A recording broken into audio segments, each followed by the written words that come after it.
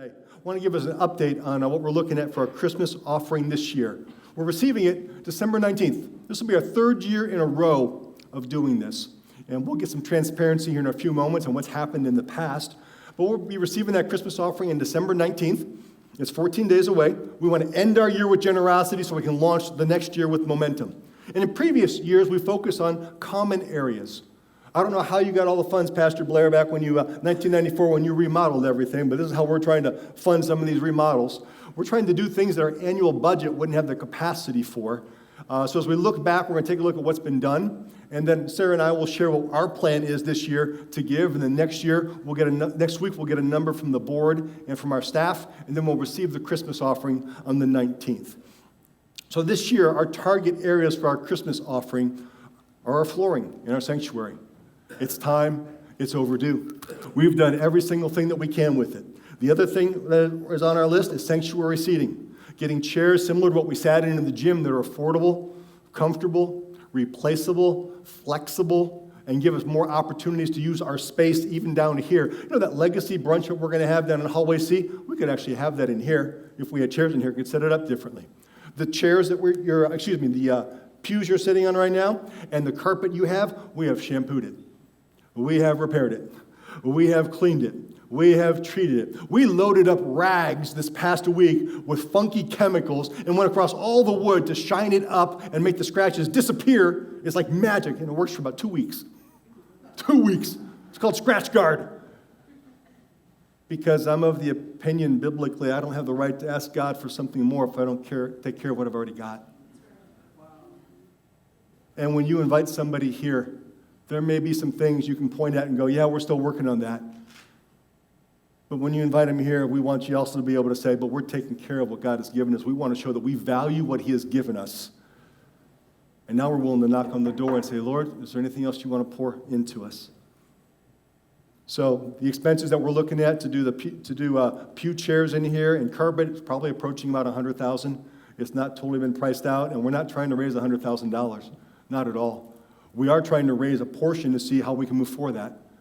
What we are trying to do also is tithe off of this, and this year our tithe will be going to Harmony House, an amazing organization in town that doesn't just give homeless people a place to stay, but ministers to the individuals that are experiencing homelessness. So let's talk about what we've done in the past. In 2019, we took our first Christmas offering to focus on common areas. And at that time, we went through and we redid our hallways. New LED lighting was installed in the hallways. And we got them painted, and they got some paint up there, some LED lights. We got the Cove base installed and tried to give it a finished look. Our cafe foyer was updated and refurnished. Some of you may remember what it looked like before. We're just give it an update. The door pulls and even the kick plates got powder coated. They needed some assistance there. We put wayfinding signage and signage on spaces where you can actually find where you're headed in the building. It was a challenge when you have a building that was built in 1969, then added onto, then added onto, then added onto. So we wanted to make that mainly for our guests because everyone that already came knew how to find everything, right? We didn't need to do any of this stuff for us. It's for those who aren't here yet. That's why we gave those funds. But the other thing that we did that year is we raised money and set some aside to go online so we could actually live stream our services. We thought it was a neat idea in December 2019. And then March 2020 hit. Y'all remember March 2020? Anyone alive March 2020? Stupid COVID? Yeah. God prepared us. Our first week online, pathetic. Amen. Yeah, it was horrible. Who was leading that anyways? It's amazing. So thank you for your generosity. That year, this congregation gave that exact amount. And before December 31st, we made sure that we had a tithe off of that to Heartland Retreat Center. They were putting a new building up so that our kids and teens, when they go off to camp, they actually have some breakout rooms and breakout spaces to do more than just have services. They're finishing that building this year. They're dedicating it next year. We have a part in that. We have an investment in that. Thank you for your giving. Last year in 2020, when we took our Christmas offering, we said we've got to do some more stuff for our common areas in our facility, starting with our bathrooms. Women's bathroom on the left, it's the only photo we have of it, and then what the guys' bathroom on the right looked like. And we realized that that's an area that we need to get updated. And so the women's bathroom got that update. Thank you for the funds that were used for that. It was about $10,000 for each bathroom. I think we're proud of what we've got there. We're thankful for it. It's not drawing anybody in, There's no one saying, I sense God wanted me to come here because you have new bathrooms with mouthwash in them. Nope, no one's told me that yet. It's not attractional, it's removing distractions. The only distraction we're not going to remove is the cross. No, the cross, we're still tripping over the cross. That's still a stumbling block for many people. And then we had an unused powder room. I guess that's the best term for it. We turned that into a wiggle room for parents of newborns. They got the kids, we got to wiggle a little bit. It's a really comfortable space there. Appreciate most all that work done by our transformation team and some by our staff, specifically our maintenance and custodial staff, Roberto. We took the men's bathroom and we gave that an update. And we actually have 2 places. We actually have 4 places we can now utilize the facilities, as opposed to, I think we had 2, maybe 3 there. So we appreciate the updated on that. Something else we said we were going to do with the Christmas offering was update our exterior signage so we could advertise what door does what. We did not do that this year. We got some ideas, and we were not pleased with the pricing on those ideas, and we were not pleased with the options. So we're also still considering some future exterior building changes, like maybe painting the roof to match. When you keep adding onto a building, we've got about 4 or 5 different shades of red out there. It's just what happens, right? It's called normal if you keep adding onto it. So we're holding back on that. We are looking at some directional signage that as soon as you drive onto the property, you at least have an idea which way to go. So we're moving there a little bit. So we saved some funds back. I wanted everyone to know that. And then the rest of it was for staging, for what we have happen on our platform. And that's what the platform did look like. We've taken $32,000 from our savings, and that's what got the new subwoofers in and the new speakers. And balcony, I don't know if you can tell because it melts into the paint really good, but there's new speakers up there as well. We're trying to make sure that the word can be heard clearly and that you have an opportunity to enter into worship. We put a new floor in on the platform here. Not just the carpet, but there's a new floor in underneath it. I don't know if you heard before, it used to squeak a lot. Yeah, some of you heard that. We used to squeak a lot, and it wasn't just because, I got 200 pounds up here jumping up and down. It was built temporarily and extended out, so we strengthened that. We spent $1,200 on that. We got this carpeted and padded. That was $5,500. Painting the entire sanctuary, total cost was $13,200. About $4,400 of that on the stage, then about $2,500 to get our lights to actually finally, for the first time maybe ever, match and all be the same color white and coming down, hopefully brightening the place up. Now in 2020, the entire offering was $45,946.20. That's what came in before December 31st last year. So we tithed on that. And we tithed to the Father's Heart, which is a ministry to orphans out of the Ohio Ministry Network, of which we are a part of the Ohio Ministry Network. And so they got that tithe check before December 31st. Now last year, if you may remember, more funds came in after that, and we actually crossed $50,000 on that. But the goal is not a number on how much we raise. The goal very clearly is 100% participation. That's absolutely the goal. If we get that, I don't care how much comes in. If we get that much buy-in, that means when we have something new come in and we're excited about something, there's no one in the congregation going, look at that, I had nothing to do with it. No. What would the atmosphere and spirit be if everyone could say, I had something to do with that? I remember when I was the custodian of a church and they were taking an offering from my youth pastor who was leaving to go pioneer a church. The offering was like $2,800, which to me was like a year's salary, right? I put $20 in. I only made $100 a week, but I was a part of it. I was 19, I was 20 years old, I was a part of it. This is my church. There's nothing going to happen in this church that I'm not going to be a part of, no matter if all I got is 5 small barley loaves and 2 fish. So flooring and seating and a tithe to Harmony House. And we'll see what we can do. But the goal, and Sarah, if you want to come up at this time, the goal is the same as always, 100% participation.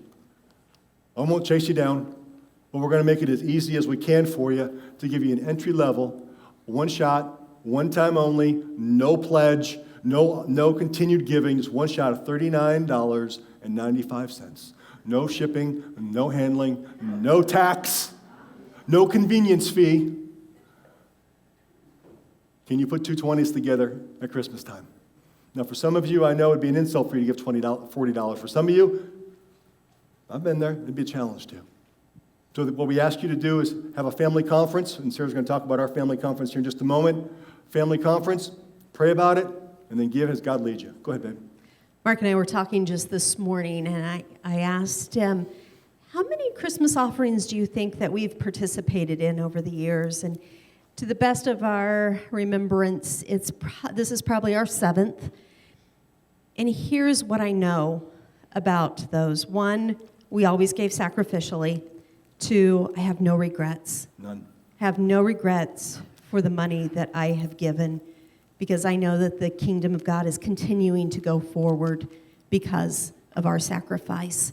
We were headed to Cleveland yesterday to take in a play, and so knowing that we had an hour-plus drive ahead of us, we used that as our opportunity to have our family conference and use the exact same sheet that you will receive when you leave here today. It's really just an opportunity to verbally process, especially if you're married, to verbally process with your spouse some scriptures, some coaching questions, and an opportunity to examine what God's calling you to do. What does your 5 loaves and 2 fish look like? And so we had that conversation, came up with a total that we are comfortable with. Mark is already, probably not comfortable. You're right. That's probably not the right word. It's going to challenge us, but we know that it's an investment that God is allowing us to partner with Him in. And so for that reason, we are comfortable to step forward in the faith that He is asking of us. But Mark has kind of already mentioned it, but something that I said on the drive yesterday is, we're not adding an attraction to M1 by putting in new carpet and new seats. Nobody's going to say, wow, I hear that church has new seats. Let's go check them out. So we're not adding an attraction, and we realize this, but hopefully we're removing a distraction so that when they come, this isn't vying for their attention, but it's adding to the focus of the Holy Spirit and what He is wanting to do in their lives. Amen. We want to be proud of our church, and we are, and we love the change, how things are moving. What makes us most proud is when you invite people. We want to be proud. Our neighbors where we live, our neighbors directly to our north, attend. Yeah. Our neighbors directly to our east, attend. Both of those are actually in the room right now. Our neighbors to the west attended first service.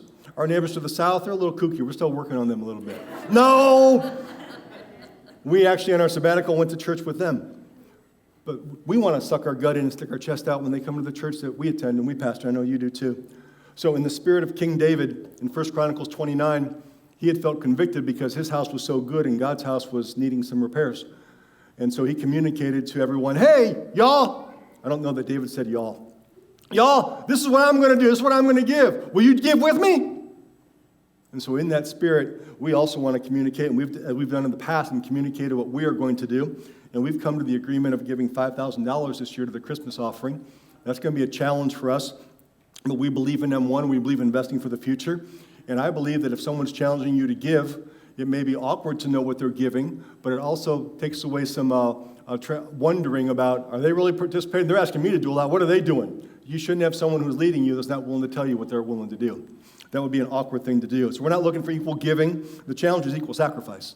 Next Sunday, we will have a number to share with you that will be combined, what we are giving, what all the staff are giving, and what the board are giving. And their numbers will be anonymous to us. We're not going to be asking for them to put their name on that.